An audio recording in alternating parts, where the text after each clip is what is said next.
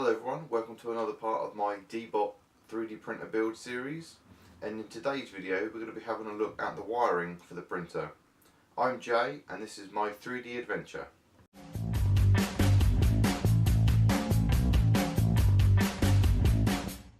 Okay, so before we have a look at the wiring in detail, for example down on the ramps board, I just wanted to give you a general overview of what the printer currently looks like.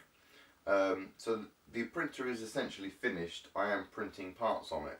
There's a few little bits left to do in terms of tweaking cable management and potentially trying different control boards, but it is essentially finished.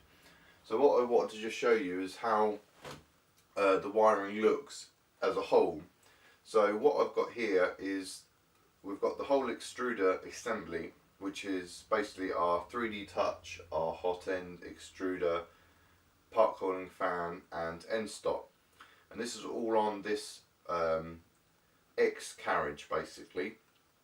And what we have here is basically a big wire loom that comes up and over. And this is rigid and held in place with a piece of 3mm or Bowden tube for 3mm filament. Basically because I don't use 3mm filament anymore, and it was the best thing I had.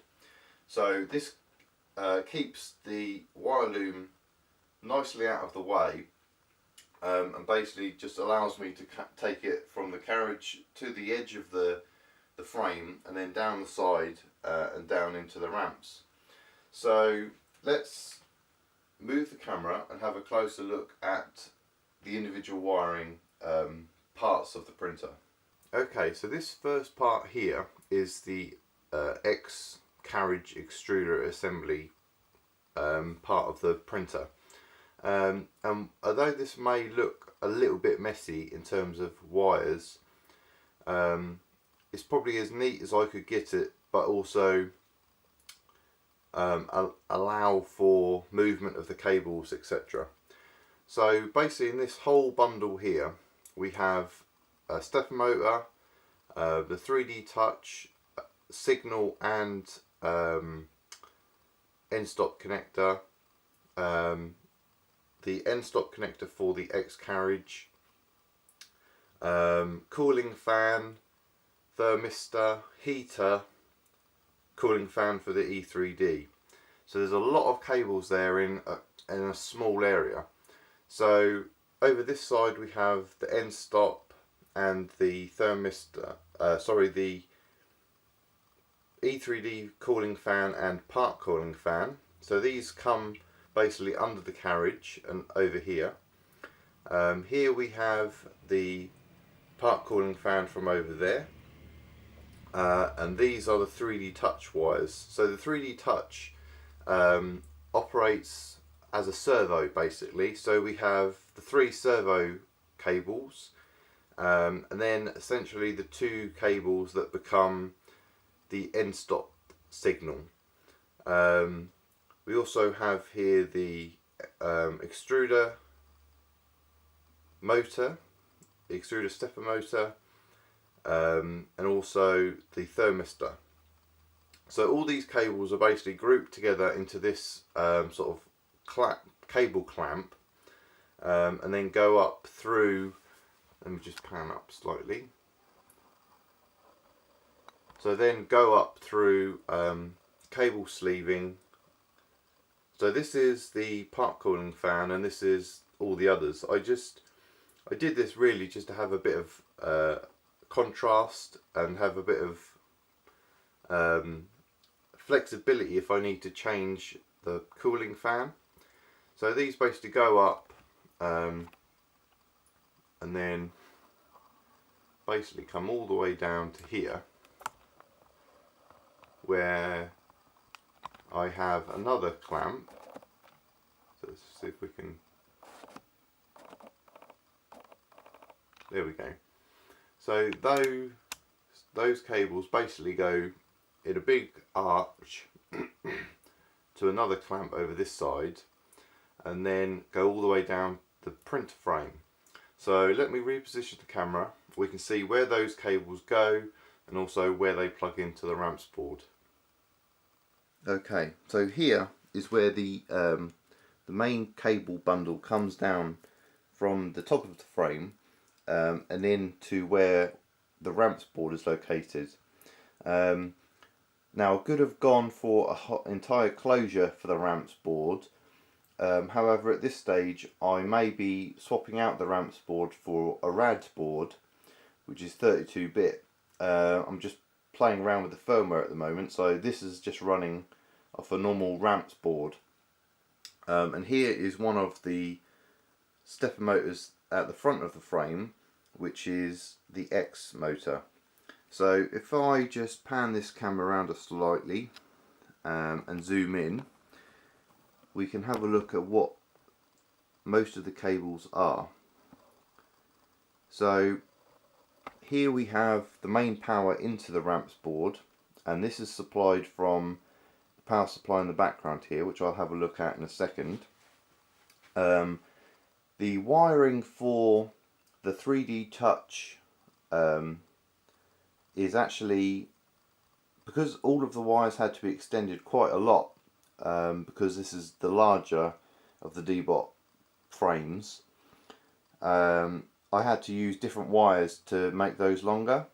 So because we had several wires together, I decided to use Ethernet cable, which provides twisted pairs within a non-shielded bundle. So here we have the 3 servo signals, and then also the end stop signal, all coming from the 3D Touch. We also have our stepper motor, end stop, and then thermistor and hot end. And all these cables basically are all sleeved and come down from the side of the printer. So let me just reposition the camera again, and we can have a top-down view and talk about some of the other cables.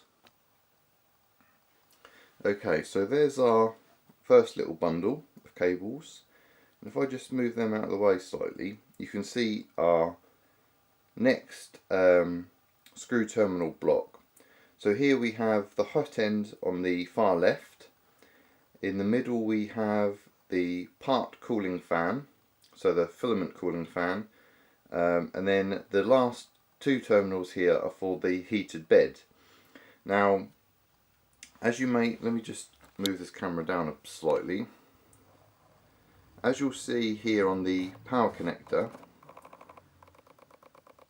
I only have the plus and negative lines coming into the first part of the terminal block. So this voltage here is what's powering the ramps board basically. The next 2 terminals are for the heated bed. Now I'm using a MOSFET, an external MOSFET for the heated bed.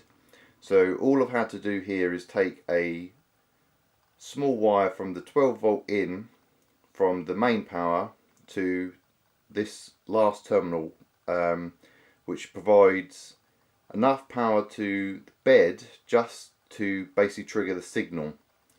So that's what this terminal block does. And then in these 2 terminals over here are basically just 2 signal wires that go out to the MOSFET, which we'll have a look at in a second.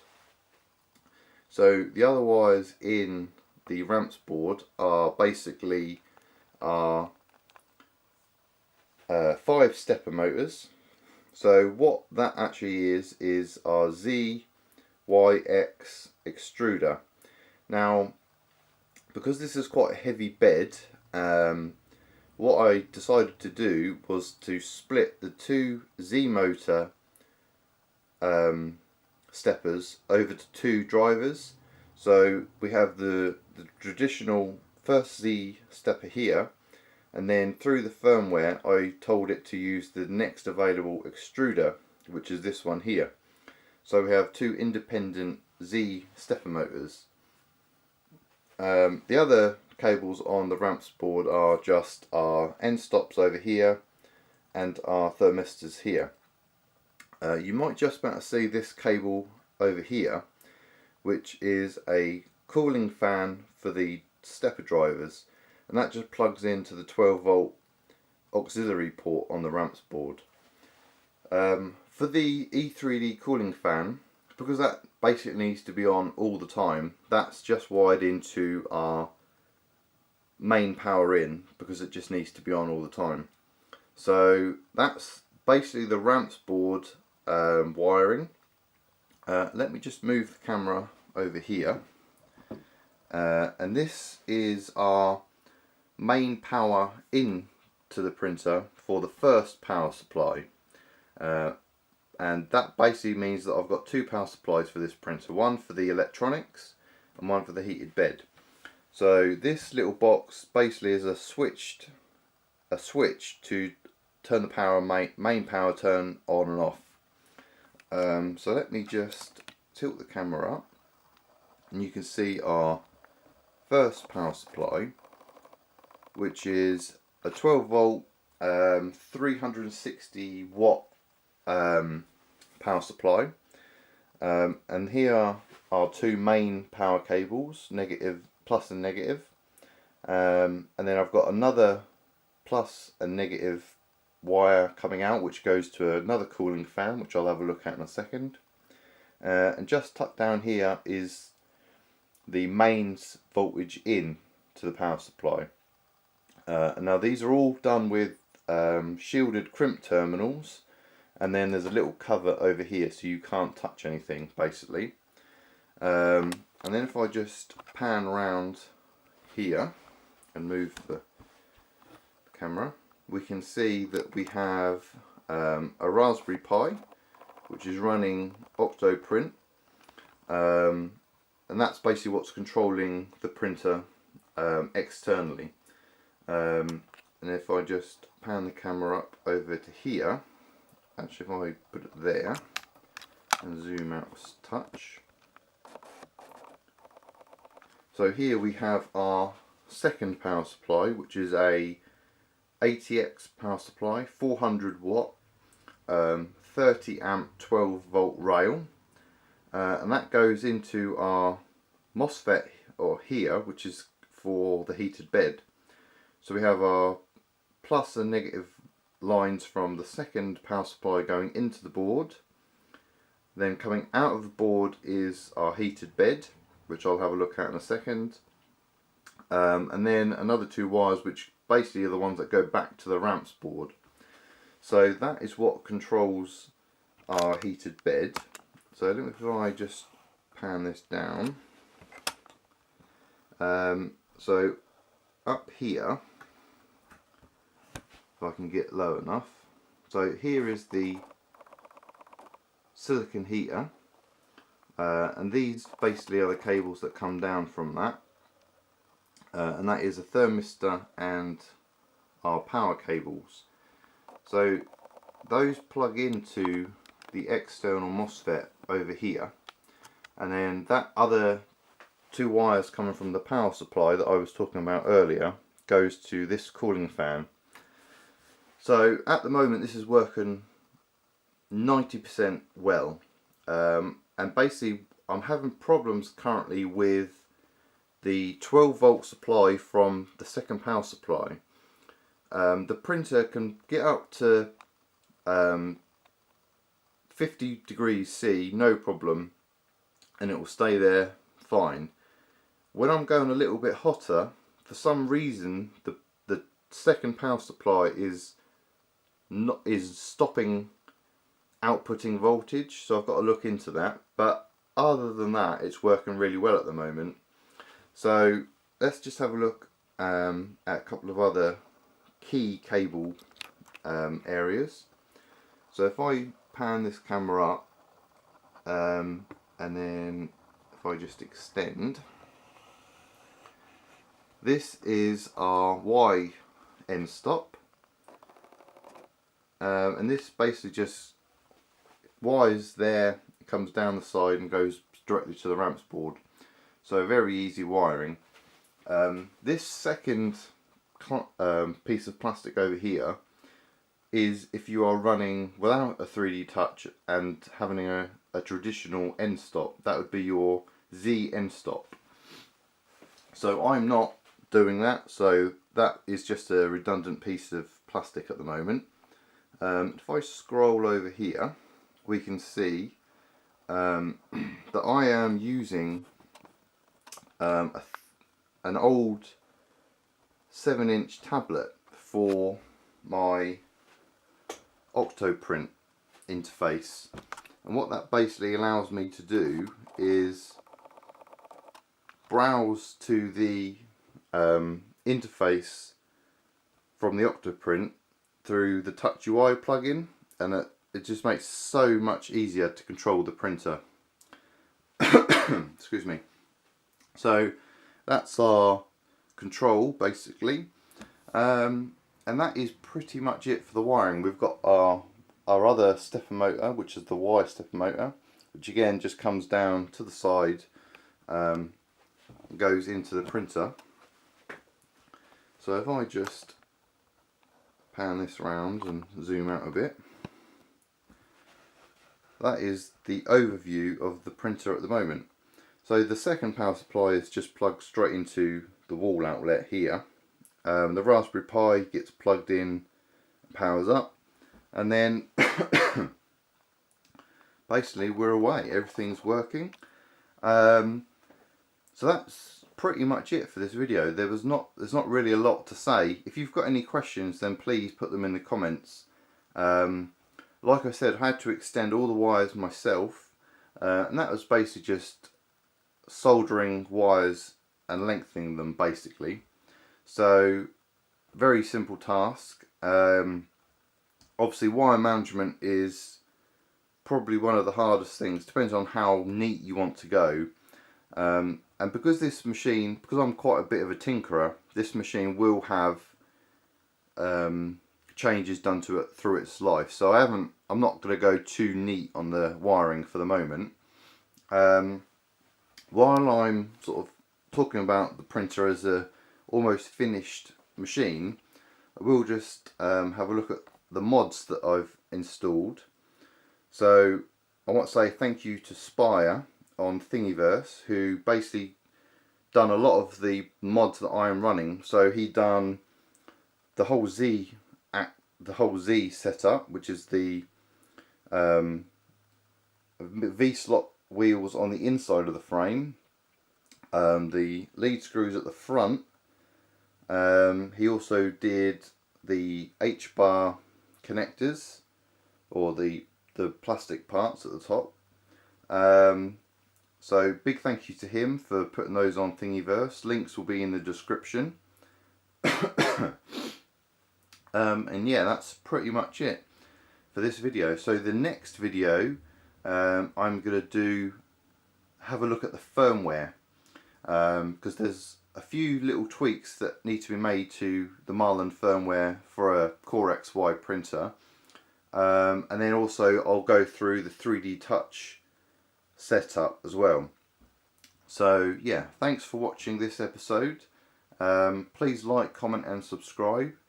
If you have any questions, then please do put them in the comments, or reach out to me on Twitter or Instagram, which again links are in the description. But until next time, keep on printing.